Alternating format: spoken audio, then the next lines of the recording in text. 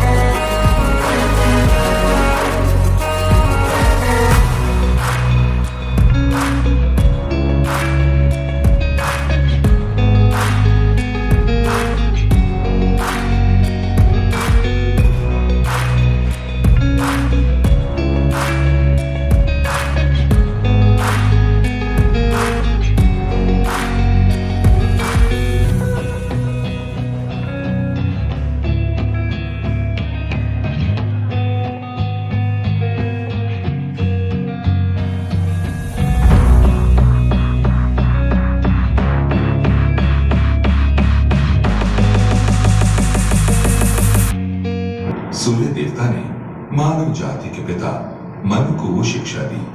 मनु ने अपने पुत्र को प्रशिक्षित किया और इस तरह ये ज्ञान समय के साथ पीढ़ी दर पीढ़ी बढ़ता रहा। लेकिन समय के प्रभाव के कारण किसी बिंदु के बाद ये ज्ञान मानव जाति के दिमाग से प्राय लुप्त सा हो गया। तब एक बार फिर 5000 वर्ष पूर्व श्री कृष्ण ने अपने प्रिय मित्र अर्जुन से इस विज्ञान की व्याख्या की। कुरुक्षेत्र के विशाल मैदान में श्री कृष्ण ने अर्जुन के रथ को बड़ी कुशलता के साथ चलाया था। वे प्राचीन इतिहास के सबसे भयंकर युद्ध की पराकाष्ठा के समय दोनों सेनाओं के बीच में रुक जाते हैं।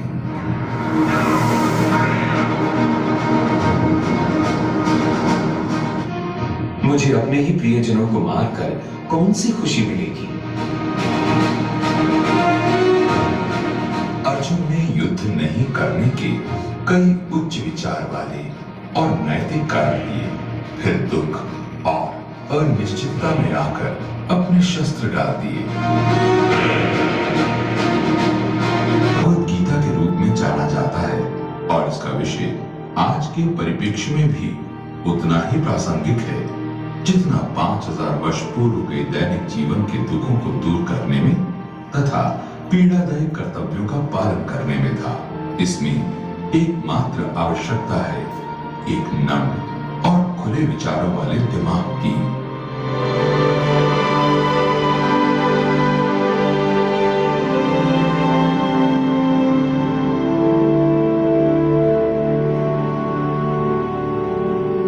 शरीर में आत्मा बचपन से लेकर जवानी फिर वृद्धावस्था तक निरंतर रहती है, और जब शरीर की मृत्यु हो जाती है तो वो दूसरे शरीर में प्रवेश कर जाती है।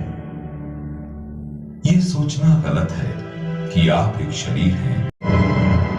विश्व की अधिक से अधिक समस्याएं शरीर में आत्मा की गलत पहचान करने के कारण है।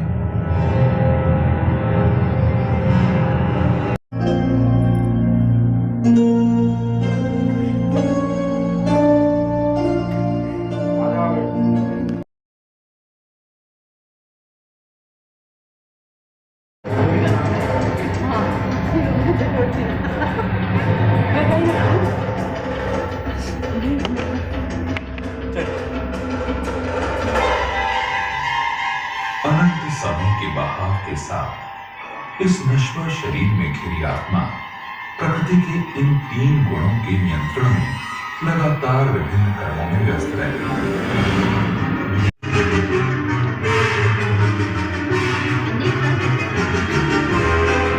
मेरे लिए है, परमेश्वर के लिए, क्योंकि उसकी एकमात्र इच्छा होती है मुझे प्रसन्न करना। ऐसा व्यक्ति सच्चा योगी होता है।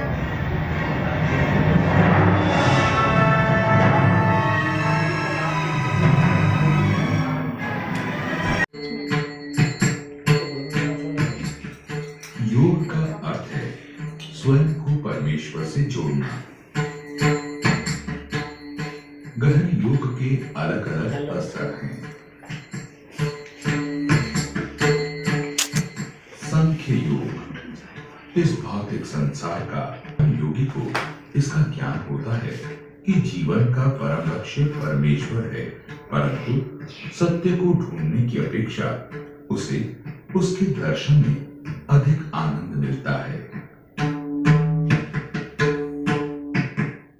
हठ योग दूसरा स्तर है। इसका मुख्य लक्ष्य आसन और सांस की कसरत के माध्यम से मन को बांधकर ध्यान को बढ़ाना है।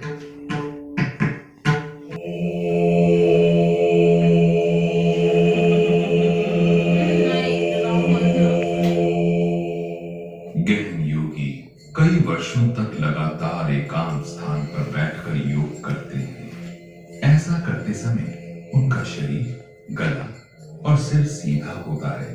वे बाहरी विषयों को बाहर ही रखता है, अपनी दृष्टि को दोनों भुवों के बीच में केंद्रित करता है।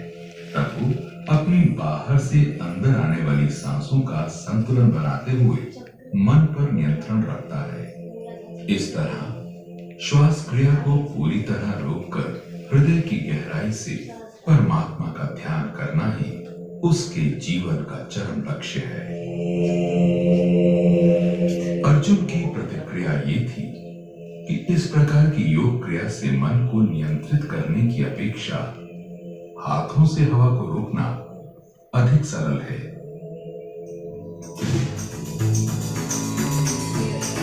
मुखों और आंखों को अंतहीन बढ़ता हुआ देख रहा। आप असीम हैं, आप आदि पुरुष हैं और आपका आदि मध्य। 4 भाइयों के अतिरिक्त इस युद्ध भूमि के दोनों पक्षों के योद्धा मारे जाएंगे। मेरी व्यवस्था से ये पहले ही।